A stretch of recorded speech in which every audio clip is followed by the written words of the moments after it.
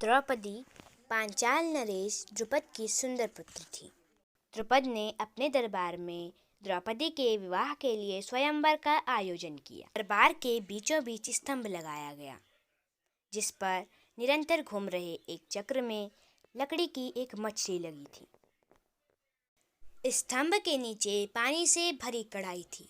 पानी में मछली की छवि देखकर निशाना लगाने वाले के साथ द्रौपदी का विवाह होना निश्चित था। दूर दूर से राजा और राजकुमार स्वयंवर में भाग लेने आए थे। उस समय ब्राह्मण वेश में रह रहे पांडव भी स्वयंवर में उपस्थित थे।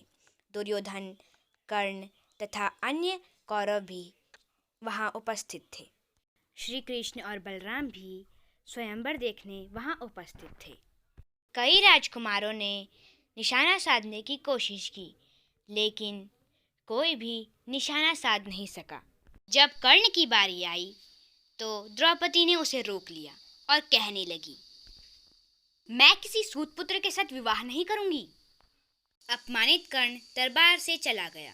जब कोई भी राजकुमार मछली पर निशाना नहीं लगा पाया तो द्रुपद चिंतित हो उठे। अचानक ब्राह्मण के वेश में बैठा अर्जुन उठ खड़ा हुआ। कोई उसे पहचान नहीं पाया।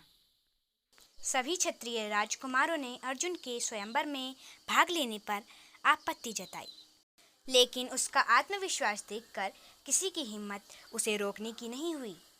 अर्जुन ने आसानी से मछली की आंख पर निशाना लगा दिया। द्रौपदी बहुत प्रसन्न हुई। उसने वरमाला अर्जुन के गले में डाल दी। राजकुमारों को समझाने के बाद वे सभी द्रौपदी को लेकर चल दिए। ये जानने के लिए कि ये पांचों कौन हैं, द्रौपदी का भाई धृष्टद्युम्न भी पीछे पीछे चल दिया। पांडवों ने अपनी कुटिया में पहुंचकर अपनी माँ कुंती को पुकारा, देखो माँ, हम क्या लाए हैं। कुंती ने बिना देखे ही अंदर से कह दिया, जो लाए हो वो आपस में बांट लो। वह सोच रही थी कि पांचों भोजन लाए होंगे। जब उसने देखा कि पांचों भाई दुल्हन को लिए खड़े हैं तो वो हैरान रह गई। अर्जुन के सारे बात बताने के बाद कुंती को अपने कहे पर बहुत दुख हुआ। कुंती को वरदान मिला था कि जो वह कहेगी वह सब सत्य होगा, इसलिए उन्हें अब द्रौपदी से विवाह करना था। तभी श्री कृष्ण वहां पहुंच गए। श्री कृष्ण ने कुंती से कहा, अपने पूर्व जन्म में द्रौपदी ने शिव की तपस्या करके 5 गुणों वाले पति की कामना की थी। शिव ने उसे वरदान दिया कि अगले जन्म में वह अलग अलग गुणों वाले 5 पुरुषों से विवाह करेगी। यह सुनकर कुंती को कुछ सांत्वना मिली।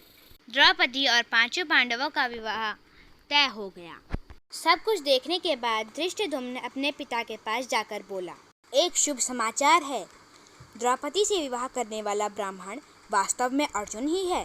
पर जब उन्हें पता चला कि 5 पांडवों से द्रौपदी का विवाह करना होगा तो वे चिंतित हो उठे, क्योंकि ऐसा करना नीति के विरुद्ध था।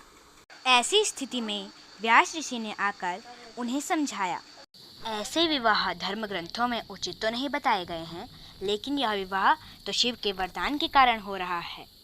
सुनकर द्रुपद संतुष्ट हो गए। तब द्रौपदी का विवाह भव्य तरीके से करवाया गया।